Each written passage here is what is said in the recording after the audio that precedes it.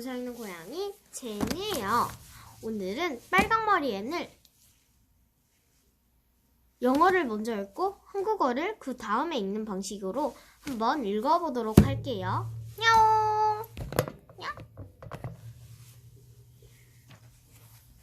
This is a nice way for you to behave. Anne, aren't you ashamed of yourself? She hadn't any right to call me ugly and red-headed, retorted Anne. Ulysses, Junior. You hadn't right to fly at such a fairy and talk the way you did her, Anne. I was ashamed of you, thoroughly ashamed of you.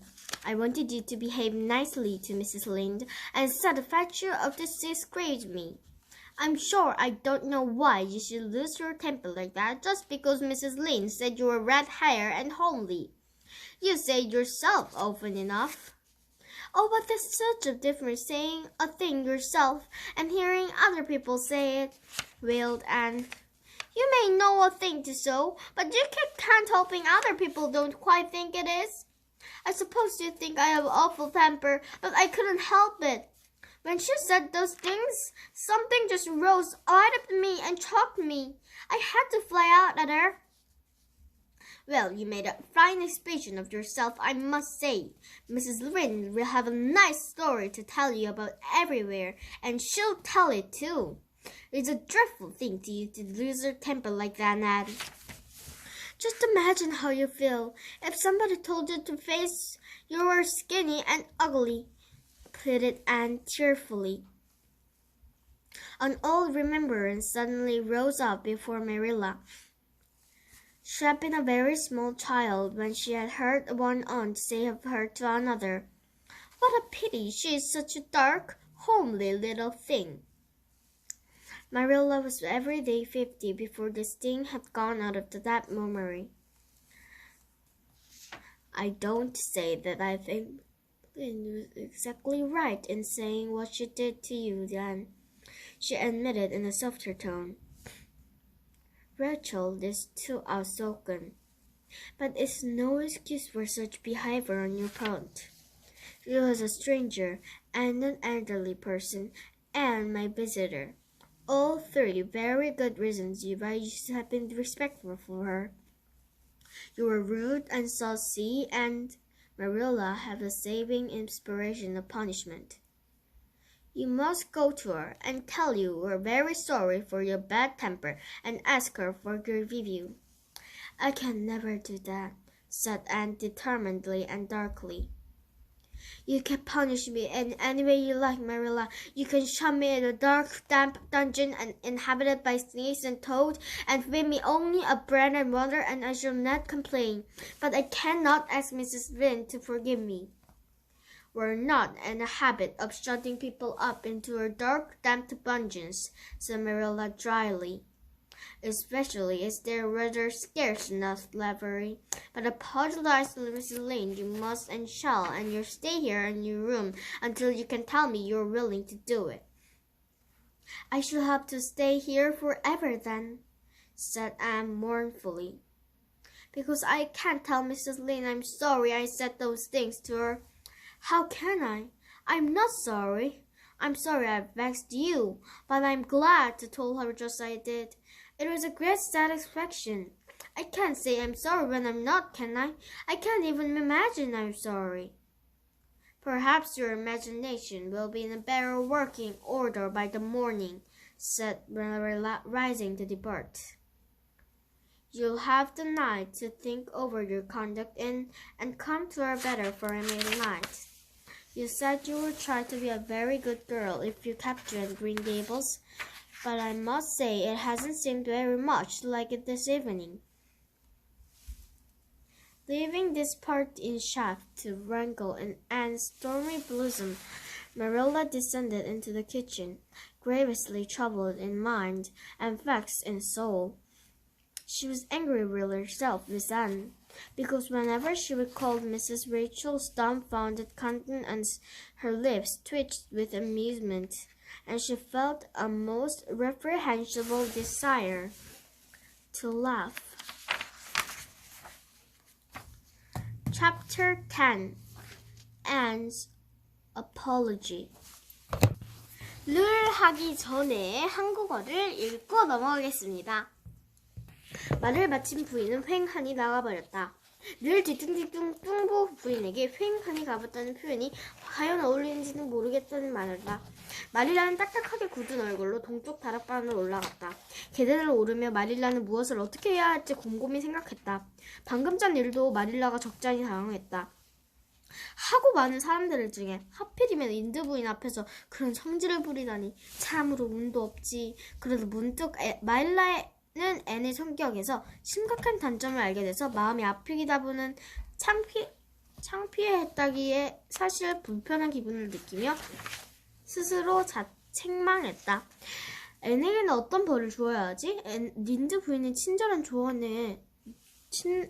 부인이 친절하게 조언한 자작나무 회초리는 그 집 아이들에게 효과가 있었는지 몰라도 마일라는 느낌이 내키지 않았다. 마이에게 매를 듣는다는 것은 상상도 할 수 없었다. 그렇게 발끈하는 게 얼마나 큰 잘못인지 앤이 제대로 깨우칠 수 있도록 다른 변을 찾아야 했다. 앤은 침대에 엎드려 얼굴은 파묻혀 펑펑 울고 있었다. 깨끗한 침대보에 진흙투성이 장화를 벗지도 않고 올라간 사실조차 모르는 것 같았다. 앤! 마릴라가 조금 온화한 목소리로 앤을 불렀다. 대답이 없었다. 앤, 당장 침대에서 나와 내 얘기를 듣거라. 이번엔 훨씬 엄한 목소리였다. 앤이 꼼지락꼼지락 침대에 내려와 옆에 놓인 의자에 똑바로 앉았다. 얼굴은 퉁퉁 부어 눈물로 얼룩져 있었는데 두 눈은 고집스레 바닥만 쳐다봤다. 잘하니 지수구나, 앤. 부끄럽지도 않니? 그 아주머니는 저에게 못생긴 빨강 머리라고 할 권리가 없어요. 앤이 말대꾸처럼 어정쩡하게 말했다. 앤, 너도 아주머니께 그런 식으로 화내며 말할 권리는 없다. 난 너 때문에 부끄러웠다. 너무 부끄러웠어. 내가 린드 부인에게 예의 바르게 행동하길 바랐는데 오히려 날 망신시켰다. 린드 부인이 내가 빨갛고 못생겼다고 한 게 그렇게까지 화낼 일이 아니었는지 모르겠구나. 너도 내 스스로 그렇게 말하곤 했잖니. 제가 말하는 거랑 다른 사람이 말하는 거랑 하늘과 땅 차이예요. 제가 그렇다는 걸 안다고 해서 다른 사람들까지 그렇게 생각하긴 바라는 거 아니거든요. 제 성격이 못됐다고 하실 수 있어요. 하지만 저도 없을 수 없었어요. 아주머니가 그런 말씀을 하시는 순간 마음속에서 뭔가가 치밀어 오르면서 숨이 콱 막혔단 말이에요. 아주머니께 화를 낼 수밖에 없었어요. 앤이 훌쩍거리며 대답했다. 아무튼 오늘 네 소개를 한번 제대로 했구나. 린드 부인은 좋은 얘기까지 생겼으니 어딜 가서든 네 얘기를 하고 다닐 테고. 그렇게 흥분해서 화낸 건 몰지 못한 행동이었다. 앤. 아주머니도 빽빽 마르고 못생겼다는 말을 들리면 기분이 어떨지 생각해보세요. 앤이 눈물을 글썽거리며 말했다. 마릴라는 머릿속에 떠올랐다. 아주 어렸을 때 친척 아주머니 한 분이 마릴라를 보고 어떤 사람에게 어쩜 저렇게 까맣고 못생겼는지 가엾기도 하지 라고 말한 적이 있었다. 그날 입은 상처가 아물기까지 꼬박 50년이 걸렸다. 마릴라는 앤의 말에 소긍하며 목소리를 누그러뜨렸다. 앤, 나도 린드 부인이 너에게 했던 말을 다 못하고 생각하진 않다. 린드 부인이 워낙 말을 거침없이 한단다. 하지만 그렇다고 해서 네 말 잘못이 없어지는 것은 아니야. 린드 부인이 내가 오늘 처음 본 사람이고 어른이야. 나를 찾아온 손님이었고 이 세 가지 이유만으로도 넌 린드 부인에게 공손해야 했어. 오늘 너도 예의 없고 건방지게 행동했으니까. 말하는 중에 현명한 방법이라고 생각하는 벌이 마릴라 속에 떠올랐다. 린드 부인께는 찾아가서 화를 내서 무척 죄송하다고 말하고 용서를 구하거라. 전 절대로 그럴 수 없어요, 마릴라 아주머니. 아주머니가 주신 벌은 어떤 벌이라도 받을게요. 뱀과 돋보기가 있는 어둡고 충충한 지하 감옥에 저울 가지고 빵과 물만 주셔도 불평하지 않을게요. 하지만 린드 부인 아주머니에게 용서를 구하진 않겠어요. 앤이 울적한 목소리로 단호하게 대답했다. 어둡고 축축한 지하 감옥에 사람을 가둘 일은 없단다. 게다가 에이벌리에 그런 지하 감옥도 없고 말이야. 하지만 린드 부인에게 사과는 반드시 해야 해. 사과를 마음이 들 때까지 내 방에서 한 발짝도 나오지 말거라. 마릴라가 딱딱하게 말했다. 그럼 저는 영원히 발에서 살아야겠네요. 린드 아주머니께 그렇게 죄송하다고 말할 수는 없으니까요. 제가 어떻게 그래요? 전 미안한 마음이 안 들어요. 마릴라 아주머니를 속상하게 했다는 건 죄송하지만 린드 부인에게 그런 말을 했다는 건 잘했다고 생각해요. 속이 후련했거든요. 미안한 마음도 없는데 미안하다고 할 수는 없잖아요? 그건 상상도 안 되는 일이라고요. 앤이 애처롭게 말했다. 마릴라가 몸을 일으켰다. 아마 내일 아침이면 상상하기 한결 쉬워질 테다. 밤새 네가 한 행동을 생각해보면 마음가짐도 좀 달라질 거고. 초록지붕집에 살게 해주면 착한 아이라고 되려고 노력하겠다니 오늘 저격은 전혀 그래 보이지 않는구나. 마릴라는 분노로 출렁이는 앤의 가슴을 묵직한 한마디를 던지고 복잡하고 괴로운 심정으로 부엌으로 내려갔다. 앤에게 화가 난 것만큼 자신에게도 화가 났다. 말문이 막힌 린드 부인의 표정이 떠오를 때마다 웃음이 나와 입이 실룩거렸고 그러면 안 된다는 걸 알면서도 크게 한바탕 웃고 싶었기 때문이다. Chapter 10 앤이 사과. 늘 하기 전에 영어를 먼저 읽고 나서 할게요. Chapter 10 Anne's Apology. Marilla said nothing to Matthew about an affair at that evening. But when Anne proved still refractory that next morning, an explanation had to be made to account for her absence to the breakfast table. Marilla told Matthew the whole story, taking pains to act present with a due sense of normality of Ben's behavior. It's a good thing Rachel Lynde got a calling down. She's a meddlesome old gossip, said Miss with consolatory rejoinder. Matthew Cuthbert, I'm astonished at you. You know that Anne's behavior was dreadful, and you two take up her part. I suppose you were saying nothing that she ought to be punished at all.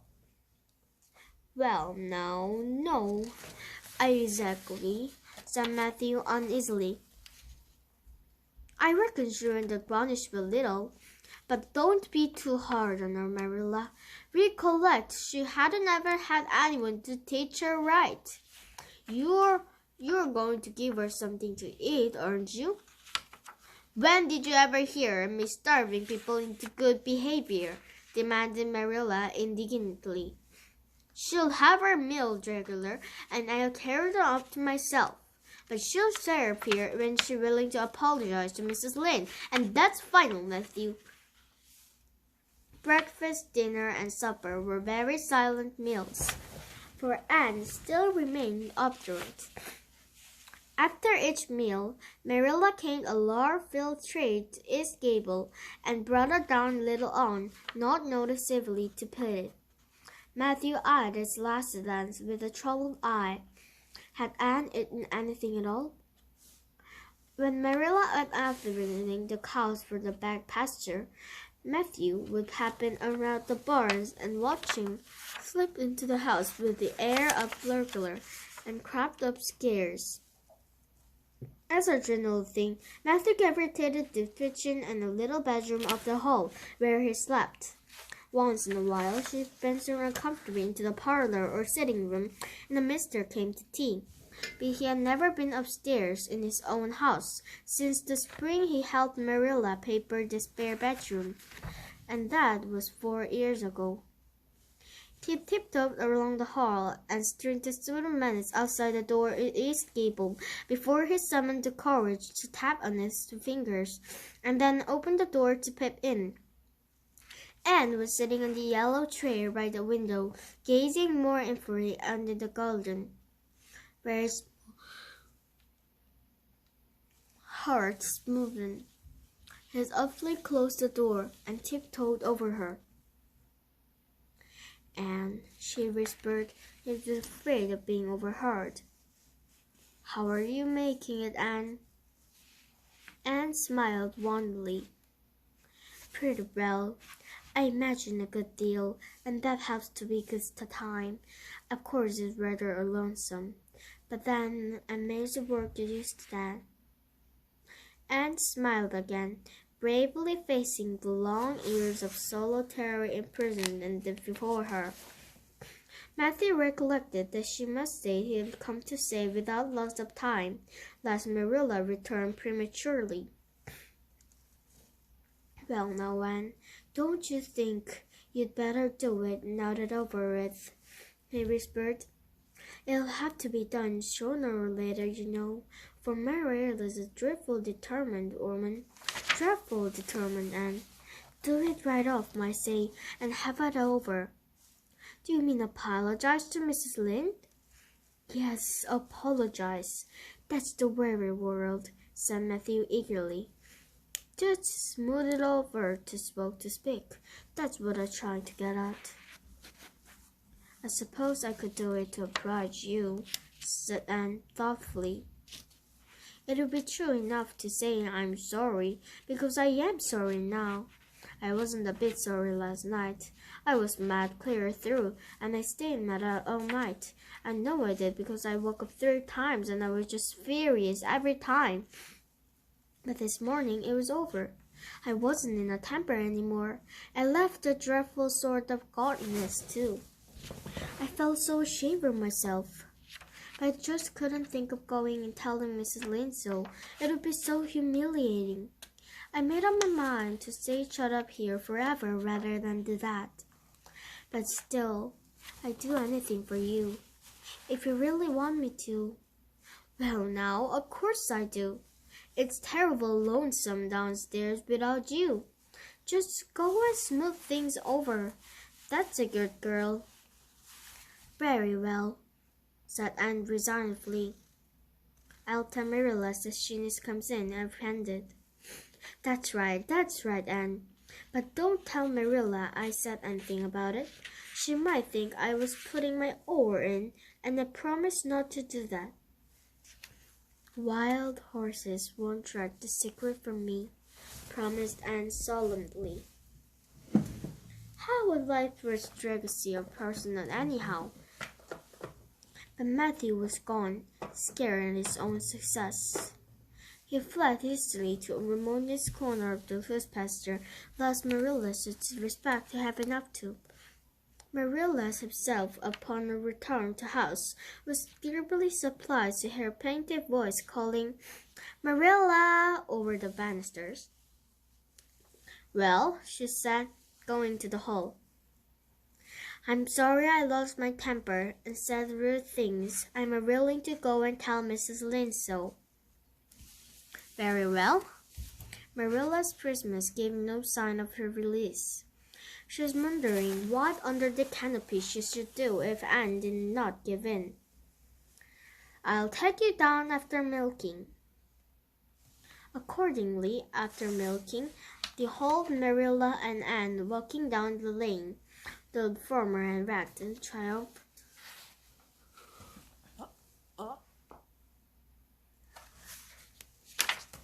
As if by enchantment, it shifted little Anne and slid lightly along, her eyes fixed on the sunset sky and an air of subdued exhilaration about her.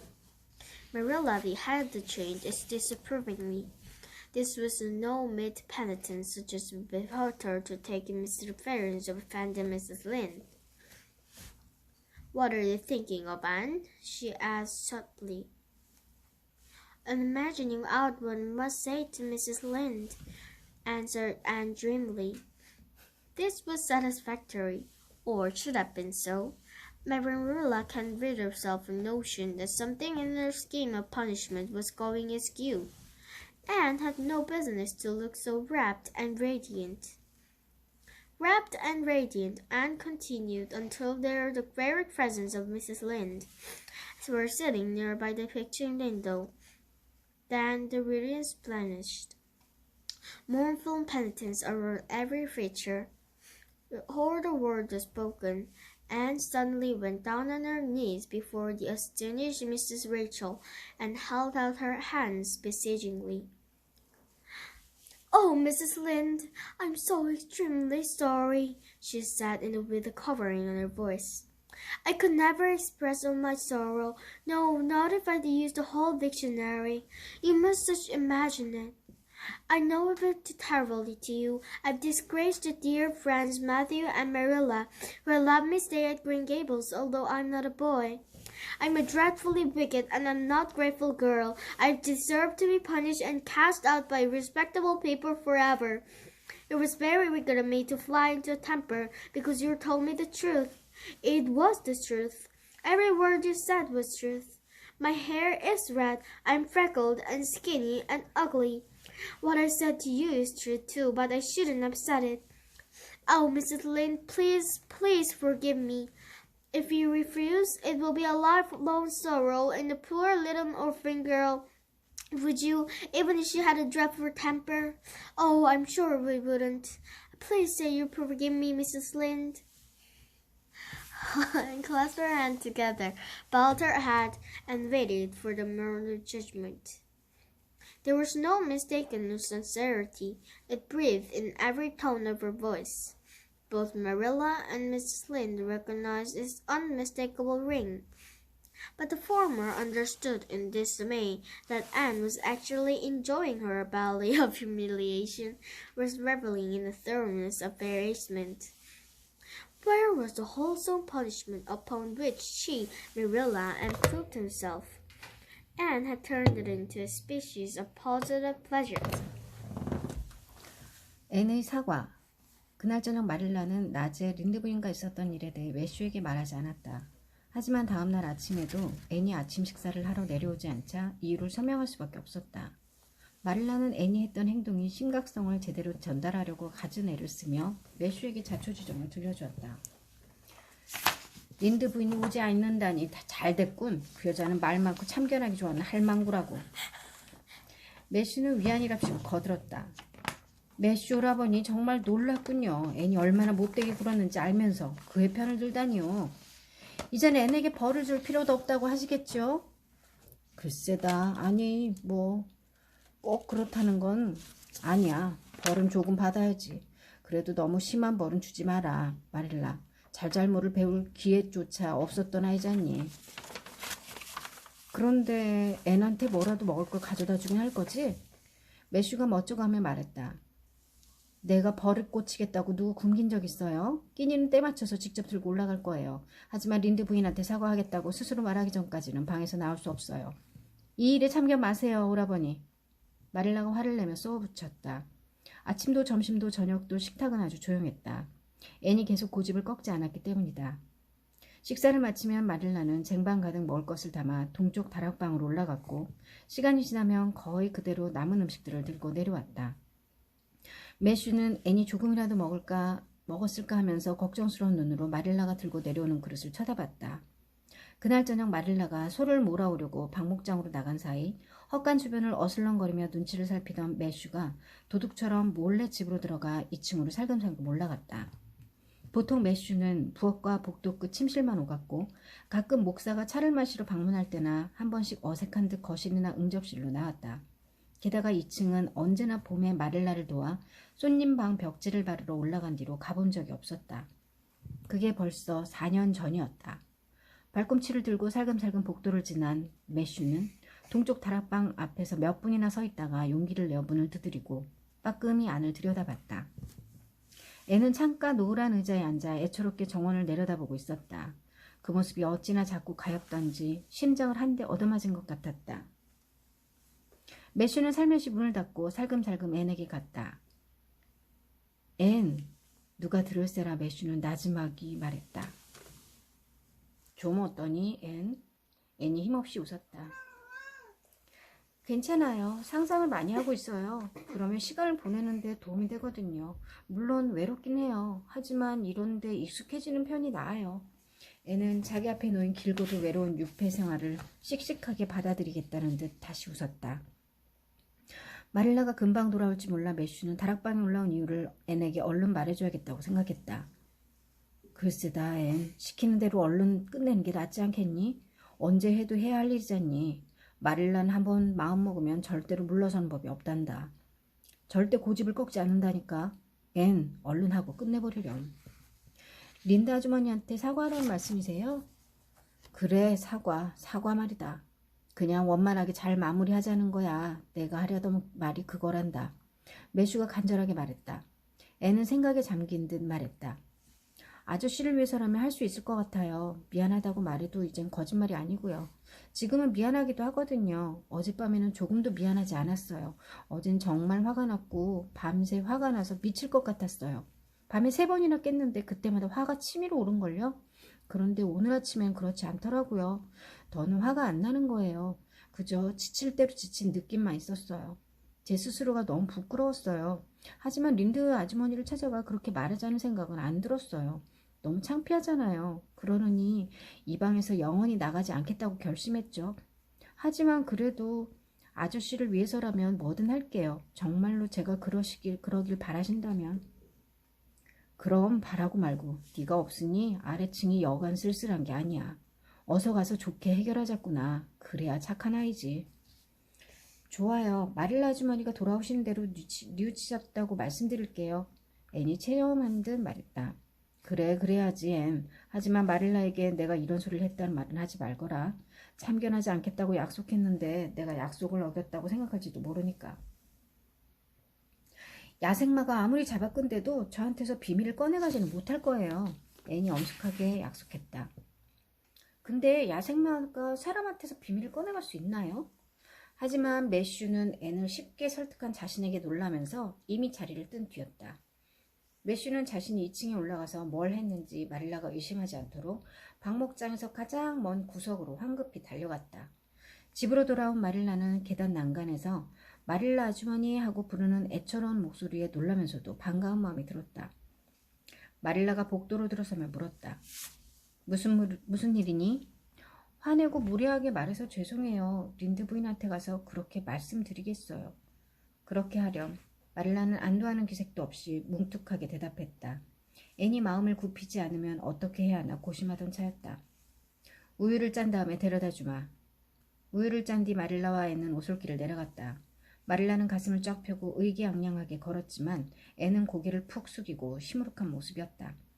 하지만 반쯤 내려가자 누가 마법이라도 건 듯 무기력하던 모습은 흔적도 없이 사라졌다. 애는 고개를 들고 가벼운 걸음으로 길을 따라 내려가며 저녁 노을이 번진 하늘을 두 눈 가득 담았다. 내색은 안 했지만 마음이 들뜬 듯했다. 마릴라는 그런 앤을 탐탁자는 눈으로 지켜봤다. 그건 순순히 잘못을 뉘우치고 용서를 구하러 가는 사람의 모습이 아니었다. 앤 무슨 생각을 하는 게냐? 마릴라가 날카롭게 물었다. 린드 부인께 해야 할 말들을 떠올리고 있었어요. 앤이 꿈꾸듯이 대답했다.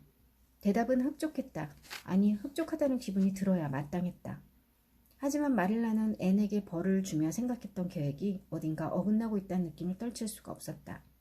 아이가 저렇게 들뜨고 즐거운 표정을 지어서는 안 되는 거였다. 들뜨고 즐거운 앤의 모습은 부엌 창 앞에 앉아 뜨개질을 하던 린드 부인의 코앞에 다다른 순간 감쪽같이 사라졌다. 그리고 애초롭게 반성하는 태도로 싹 바뀌었다. 뭐라고 말할 새도 없이 애는 깜짝 놀란 린드 부인 앞에 무릎을 꿇고 앉아 애원하는 듯이 두 손을 내밀었다. 그리고 떨리는 목소리로 말을 시작했다. 아, 린드 부인, 아주머니 정말 죄송합니다. 사전에 있는 단어를 다 쓴데도 제 슬픔을 모두 표현할 수 없을 거예요. 아주머니께 정말 못되게 굴고 제가 남자아이가 아닌데도 초록지붕집에 살게 해주신 친절하신 매슈 아저씨와 마릴라 아주머니를 부끄럽게 만들었어요. 저는 굉장히 나쁘고 감사할 줄 모르는 아이라서 훌륭하신 분들에게 벌받고 영원히 쫓겨난다 해도 할 말이 없어요. 아주머니께서 있는 그대로 말씀하셨다고 해서 버럭 화를 내다니 정말 못된 행동이었어요. 아주머니는 사실대로 말씀하셨고 그 말씀이 다 맞아요. 전 머리카락이 빨갛고 주근깨 투성이에 빼빼 마르고 못생겼어요. 저도 아주머니께 사실대로 말씀드린 거지만 전 그렇게 말하면 안 되는 거였어요. 아, 린드 부인 아주머니 제발 저를 용서해 주세요. 만약 용서해 주시지 않으시면 어리고 가여운 고아에게 평생 지워지지 않을 슬픔이 될 거예요. 제 성질이 아무리 고약하다 해도 제가 평생을 슬퍼하길 바라는 건 아니시죠? 아, 그러지 않으실 거라 믿어요. 제발 용서한다고 말씀해 주세요. 린다 아주머니. 애는 두 손을 부여잡고 고개를 숙인 채 처분을 기다렸다. 앤이 진심인 것은 틀림이 없었다. 한마디 한마디에 진심이 묻어났다. 마릴라와 린드 부인도 의심할 나위 없이 진실한 울림을 알아차렸다. 그러나 마릴라는 앤이 실제로 이 굴욕의 골짜기를 즐기고 있음을 깨닫고 당혹감을 느꼈다. 앤은 자신을 비하하는 상황에 열심히 몰입해 있었다. 마릴라가 뿌듯해했던 그 건전한 방식의 벌은 도대체 어디로 가버렸단 말인가? 앤은 그것을 즐거운 놀이로 뒤바꿔버렸다. 마음씨 좋은 린드 부인은 통찰력이 그다지 뛰어나지 않아 이를 눈치채지 못했다. 앤이 진심으로 사과했다고만 생각했고 조금 거들먹거리기는 하나 친절한 사람인지라 노했던 마음을 모두 풀었다. 자, 일어나거라 얘야. 용서하고 말고.